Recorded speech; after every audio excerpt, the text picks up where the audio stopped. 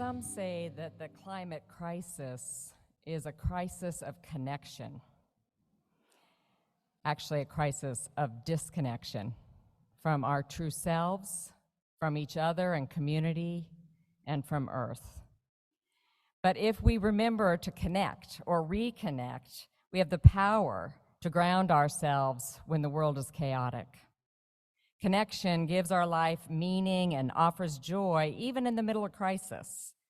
And it also lays the groundwork for a heart-centered revolution.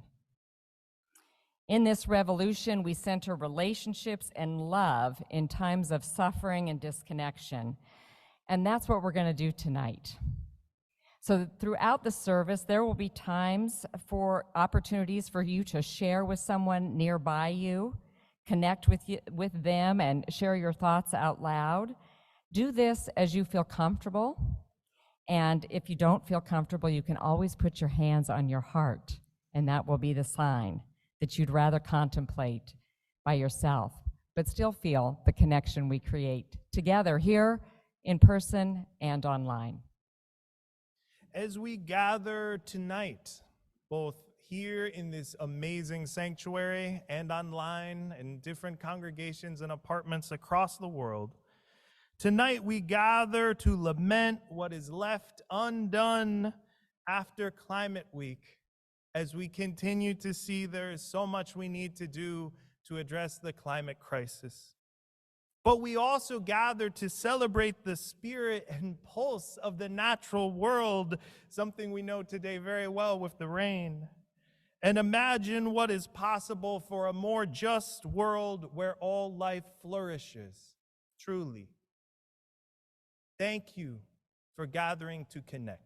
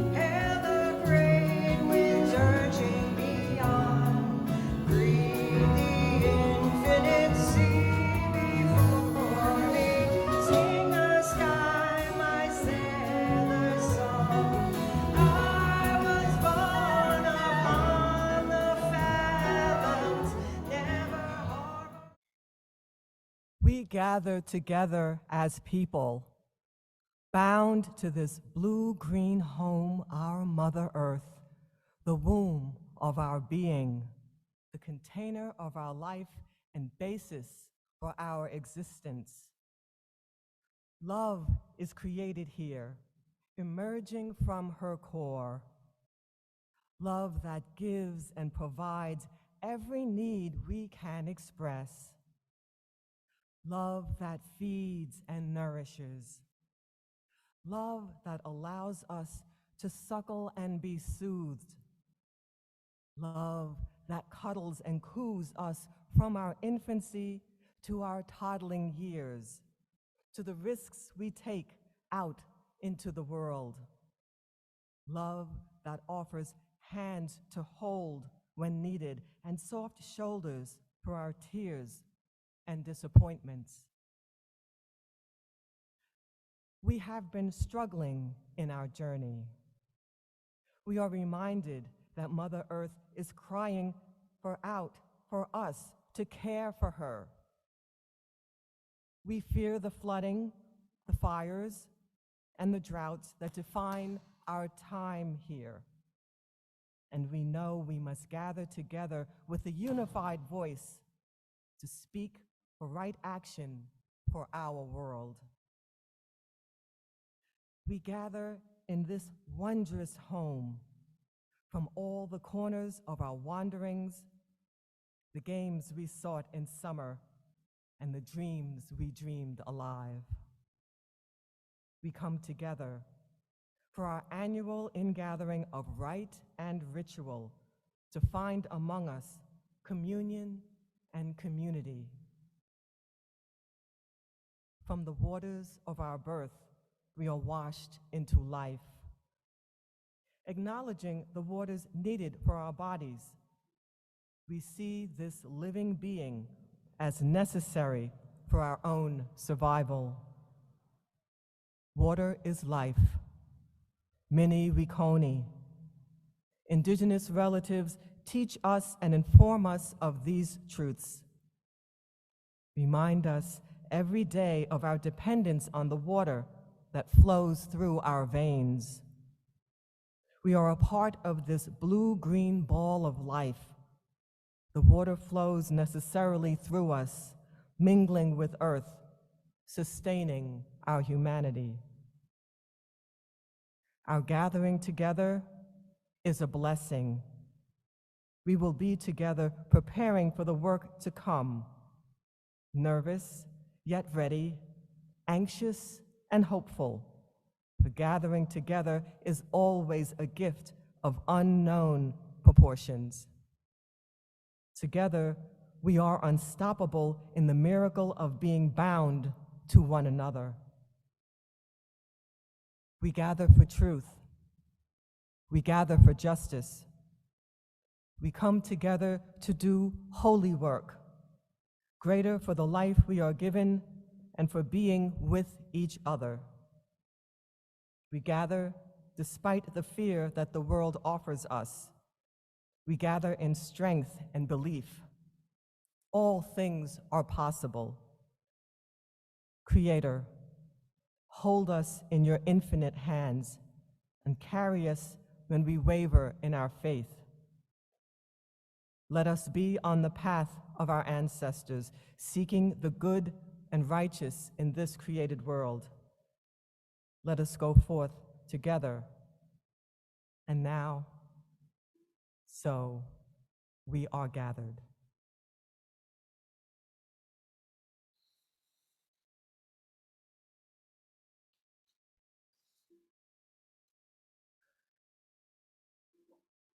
I ask you to join me in an Indigenous prayer to the 7 directions.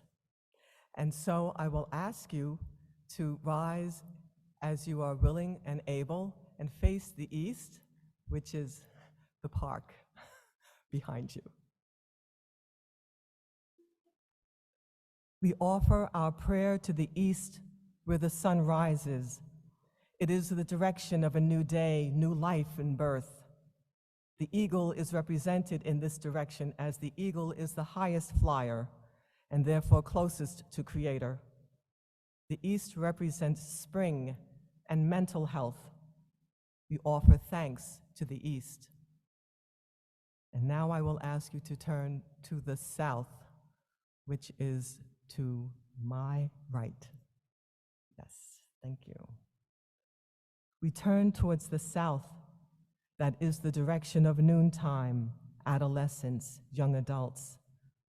Here we focus on our physical health and the qualities of the deer, gentleness in touch and manner, the ability to listen and learn. The heat of the day, summer, and fire are represented. And now we will turn towards the west, which is behind me, which is tricky because I have to use the microphone. Anyway, we turn towards the west. This is the direction of evening time where the sun sets. It represents adulthood, parents, and emotional wisdom.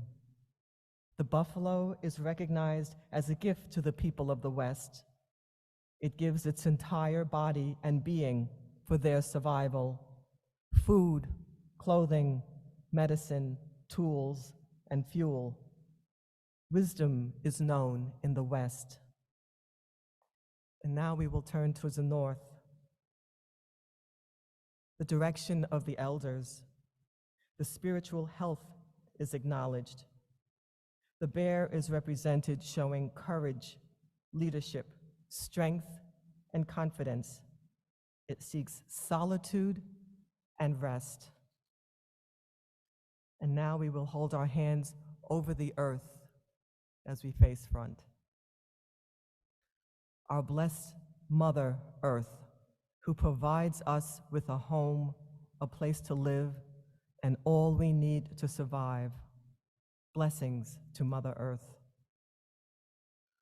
We'll lift our hands to Father Sky. Under his canopy, we receive the cooling rains and snows, the sun which makes our food and medicine grow. We are grateful to Father Sky. And now facing front, we will hold our hands over our hearts for the spirit within each of you, which sustains our life and connects us to Creator and all that is. Be always grateful and recognize the spirit within. Aho. Please be seated. I offer you now a land acknowledgement. We are here on the ancestral lands of the Lenape people. We were put upon Turtle Island to be caretakers, to gather in a good way, to be with Earth's children in all their forms, those of the land, the water, and the air. Let this land acknowledgement be the beginning of our return to unity. Let us be guardians of the earth, the four-legged, the mammal people, the green, the rock people, and all the created world. Let harmony and kindness guide our actions and be manifest in our hearts. Aho. In the Unitarian Universalist tradition, we begin our gatherings with a chalice lighting. I'm honored to offer this blessing as we start our chalice lighting today, fall meditations from Native American elders. At certain spiritual events or happenings, it is possible for the spirits to come. Sometimes these spirits look like sparklers of light. Sometimes you can feel them. Sometimes they will look like live human beings. The spirits always come for a reason. When we deal with the spirit world, we need to be patient. The Great Spirit will tell us the meanings of these happenings when the Spirit is ready. And in that spirit of anticipation and unfolding, I light our chalice tonight.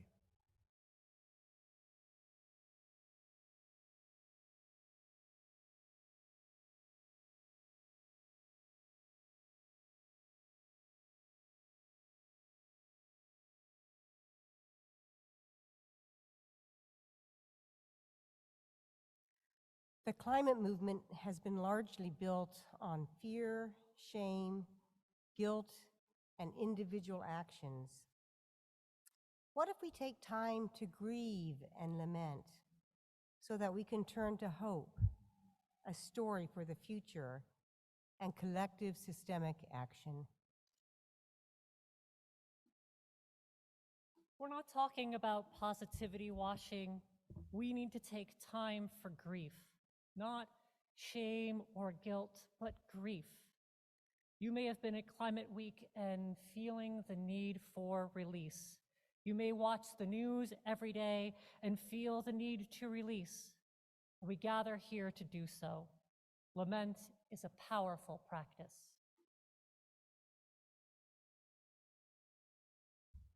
As Chickasaw poet and speaker Linda Hogan writes in her poem, "That Stone from the River," this stone tells the story of what happened here when people came from the four directions more than 100 years ago to talk about who lived on this land and this water.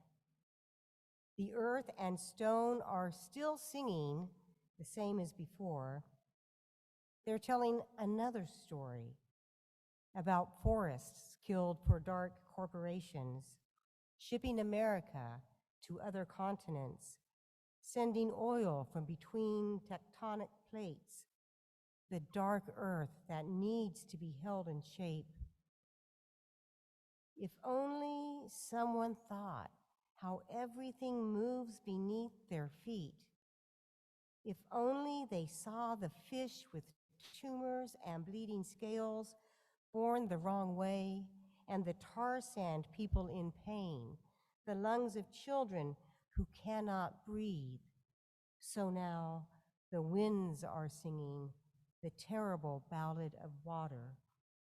Fort Union, Thunder Creek, Lost Creek, Medicine Bow, Muddy Creek, Missouri, Animas, Flint River, this stone, all this revealed.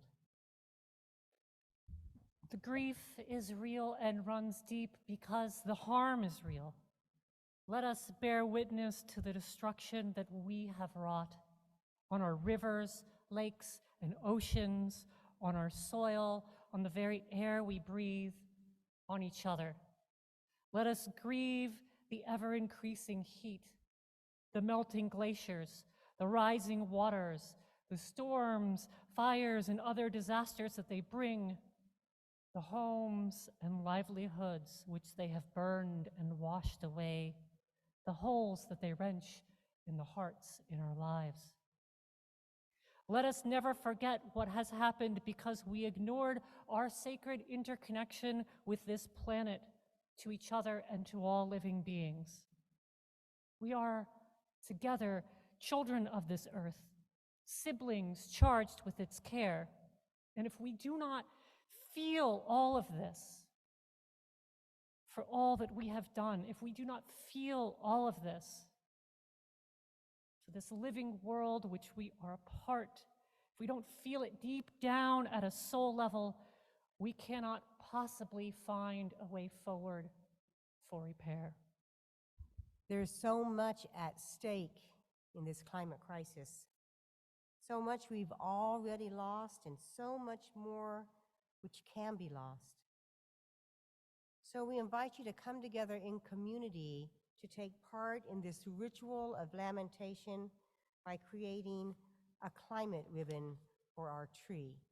You'll notice in the center of the sanctuary here, there's 4 tables with ribbons and pens on them. We invite you to take some time over the next few minutes to reflect to yourself, what do you love and hope never to lose to climate chaos? What do you love and hope to never lose to climate chaos? For those of you at home, you can consider this question as well and write it down.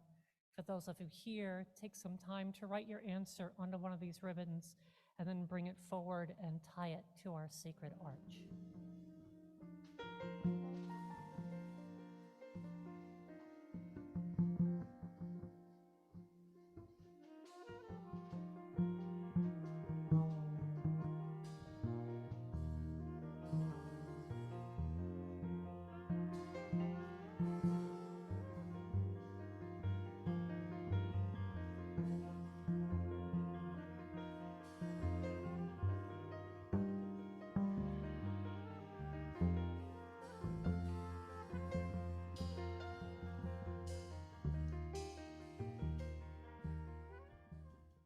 Good afternoon. My name is Galen Gingrich. I'm Senior Minister of All Souls across the park. Actually, that's not the name of the congregation. It's All Souls, but it is across the park. Didn't want you to be confused. My role is to invite us into a time of celebration. The British botanist Michael McCarthy points out in his book, The Moth Snowstorm, Nature and Joy, that efforts to defend and protect the natural world based on what's sensible and responsible haven't been successful, nor have efforts based on what's in our economic self-interest. It's time for another way, McCarthy says, something different entirely. We should offer up what it means to our spirits, the love of it. We should offer up its joy. In order to do so, he says, we need to reconnect with the natural world. But first, we need to understand the structure of our relationship to it. Robin Wall Kimmerer is a member of the Potawatomi Nation and TED Talk star who teaches environmental biology at SUNY in Syracuse, where she is the founding director of the Center for Native Peoples and the Environment. In her book, Braiding Sweetgrass, Indigenous Wisdom, Scientific Knowledge, and the Teachings of Plants, Kimmerer says that the language of science can be a language of distance, which reduces a being to its working parts. It is a language of objects. The language of plants and animals, in contrast, is a language of relationship and reciprocity. Cultures of gratitude, she says, must also be cultures of reciprocity. She illustrates this principle by describing the relationship among the plants described by Native peoples as the three sisters: corn, beans, and squash. At the height of the summer, Kimmerer writes, when the days are long and bright and the thunderers come to soak the ground, the lessons of reciprocity are written clearly in a three sisters garden. Together their stems inscribe what looks to me like a blueprint for the world, a map of balance and harmony. The corn stands 8 feet tall. Rippling green ribbons of leaf curl away from the stem in every direction to catch the sun. No leaf sits directly over the next, so that each can gather light without shading the others. The bean twines around the cornstalk, weaving itself between the leaves of corn, never interfering with their work. In the spaces where corn leaves are not, buds appear on the vining bean and expand into outstretched leaves and clusters of fragrant flowers. The bean leaves droop and are held close to the stem of the corn. Spread around the feet of the corn and beans as a carpet of big, broad squash leaves that intercept the light that falls among the pillars of corn. Their layered spacing uses the light, a gift from the sun, efficiently, with no waste. The organic symmetry of forms belongs together. The placement of every leaf, the harmony of shapes speak their message. Respect one another. Support one another. Bring your gift to the world and receive the gifts of others, and there will be enough for all. As Kimmerer observes, cultures of reciprocity turn out to be cultures of gratitude, mutual respect, and harmony. It's a blueprint for the world. We understand that blueprint most clearly, Michael McCarthy insists, when we feel ourselves most deeply a part of it, when we experience it. Such experiences come in those moments when we feel ourselves not apart from the natural world, but a part of it.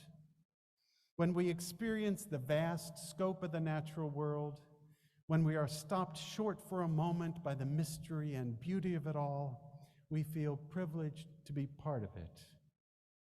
McCarthy says of those moments when we are captured by wonder and swept away by joy, I think deep down the feeling is we are astonished to be in a world which can contain such a phenomenon, the nightingale singing in the darkness say, and somehow the astonishment then reaches out beyond the sense of our place in the world, merely to the fact that we exist at all. I have my own catalog of astonishment. I'll never forget the first time I saw a wood duck, an exquisite creature of such impossibly extravagant beauty that I could hardly believe what I was looking at. The experience recalls the astronomer Timothy Ferris's comment about Saturn, which is another breathtaking sight, especially when its rings are tilted earthward. In his book, Seeing in the Dark, Ferris says that some people call Saturn too good to be true, whatever that means. I also remember a Christmas Day walk through a state park when my daughter Zoe was a toddler. The sun was shining, the air was crystal clear, and the frozen ground was covered by a thin blanket of fresh snow. Zoe was riding on my shoulders, and we were scattering sunflower seeds we had brought along to feed the birds. As we walked, we came upon several pairs of chickadees, which flitted down from the bare branches for seed. Standing silently still and whispering for Zoe to hold still as well, I held out my hand, seed at the ready. After a few test flights to scout the landing, one chickadee alighted on my hand and snatched up a seed. Then another came, and then another. Feather-light landings in a whisper of wings. Zoe was mesmerized, and I was too. These experiences and others like them produce dual feelings of astonishment, that the world contains such marvelous moments, and that I am fortunate enough to be part of such a world. My guess is you have your own catalog of natural wonders. Let me pause for a moment while you bring to mind one moment of astonishment.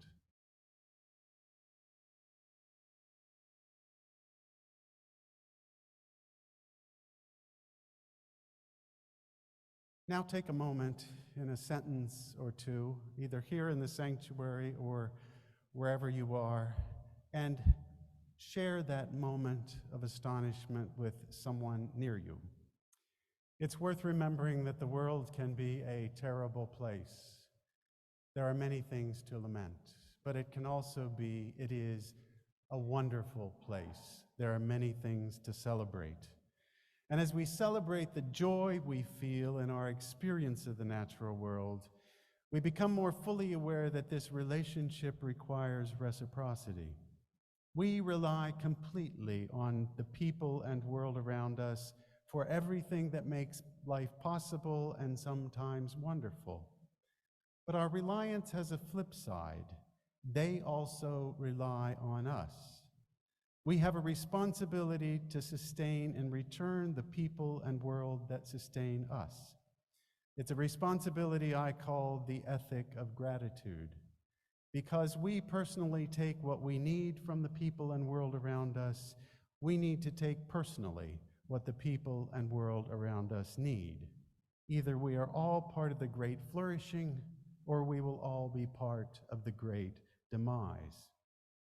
We pause from time to time, as we are this afternoon, to celebrate this reciprocity and thereby renew our experience of being connected to everything, all that is present in our lives and our world, as well as all that is past and all that is possible, an experience I call the experience of the divine. This experience keeps us focused on the work that is ours to do, and the celebration enables us to do it with joy. My name is Karishma Neva Gottfried, and I'm an aspirant for Unitarian Universalist Ministerial Fellowship and a first-year Master of Divinity student at Union Theological Seminary here in the city of New York. In her book, Emergent Strategy, Adrienne Marie Brown declares that change is coming. What do we need to imagine to be prepared for it? As Unitarian Universalists, we define communities not by a shared creed or a set of beliefs we all adhere to, but by a covenant, a shared agreement that we make with each other about how we want to be together. What I love most about our covenants is that they are most always aspirational. We covenant to be kind, share space, give grace to one another, Yet so often there are times when we fall short, when we've had a long day and snap at someone or talk over someone else without even realizing. We make mistakes and we try to live up to them or to own up to them. And our covenants aren't a list of the things we're always doing right, but they're proof that we're trying, that we can imagine a better world out there, and that we believe that we can work together towards it. As we imagine it together here today, I wonder what a covenant with the other beings on this earth might look like. What agreements would we make with the plants and animals who don't communicate the same way we do, but coexist with us in this world nonetheless? What is the relationship we want to see with our interconnected web of life? Even if we make mistakes and fall short, what are things we can covenant to do our best to do to keep this planet alive? Another thing that I love about Unitarian Universalism is our focus on the here and now. Whatever our own beliefs about and doubts about the hereafter, we are joined together in our shared knowledge that salvation is possible in this life. And perhaps more importantly, that we must be the ones collectively to work for that salvation. In the words of the Reverend Julian Jamaica Soto, all of us need all of us to make it. Now, I'm currently just finishing up my first month of seminary, and I hope to have a long lifetime of ministry within and outside Unitarian Universalism ahead of me. And in a moment, I'm going to ask you to imagine what the year 2050 might look like at its best. When I started thinking about the year 2050, it seemed really far away. Yet after reflecting on it, I realized that we are closer to the year 2050 than we are to 1995. Now, in 2050, which is really not that far away, if all goes well, I will be a Unitarian Universalist minister, and I hope that I'm even more outspoken for justice, but that the issues facing us in 30 years are at least somewhat different than the ones that we're facing today. I imagine a world where we care for each other and the earth, where we understand the impact of our actions and work diligently together to ensure that all of us are free. I imagine a world where we know our neighbors' names, where children are cared for by communities, where no one goes to bed hungry. I imagine a world where we make mistakes and hurt each other and love each other enough to hold ourselves accountable and approach reconciliation through restorative and transformative practices. I imagine a world full of art and music, full of new discoveries and treasured memories, where we look back at this time with sorrow and anger for what it held, but with the comfort that we dreamed and lived into our better tomorrow. In order to generate a just world, we must be able to imagine what a society based on partnership, inclusion, and interdependence looks like. This strategy engages how we think about ourselves in relation to each other and the whole, and taps our individual and collective ability to engender new cultural norms. Our UU theology reminds us that courageous love transforms the world and salvation is available in this life. What can we imagine? I now invite you to turn to someone near you, and if you are alone online, feel free to contemplate to yourself what 2050 might look like if everything goes well. What do you hope for? Think about it. I invite you to share into this space into your own spaces, call out what you imagine.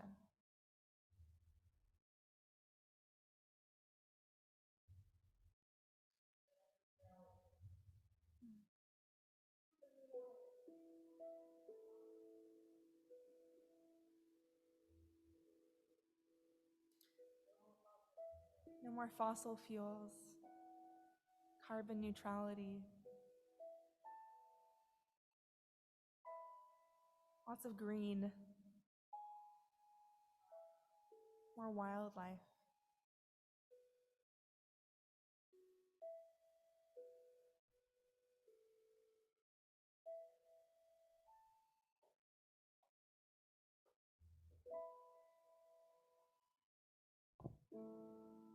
So much is possible.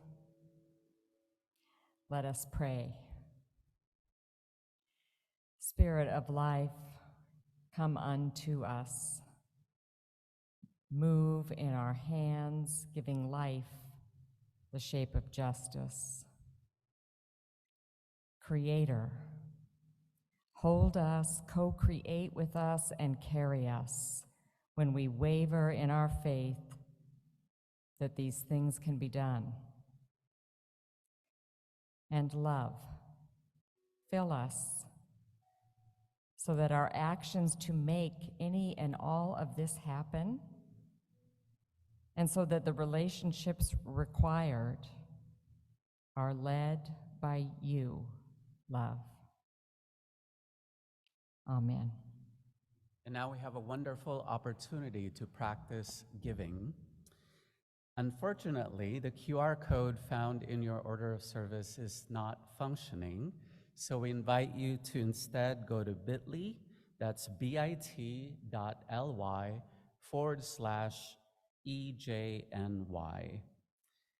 And where this would take you to is the donation page for the New York City Environmental Justice Alliance, which is working on the ground and at the table. This alliance links grassroots organizations from low-income neighborhoods and communities of color in their struggle for environmental justice. It empowers its member organizations to advocate for improved environmental conditions and against inequitable environmental burdens by coordinating campaigns designed to inform city and state policies. Their current projects include waterfront justice, waste equity, just transitions and energy, extreme heat and air quality, transportation justice. Tonight, we engage our generosity to make a climate-just future possible. Again, we invite you to make a donation on bit.ly, that's bit.ly/EJNY.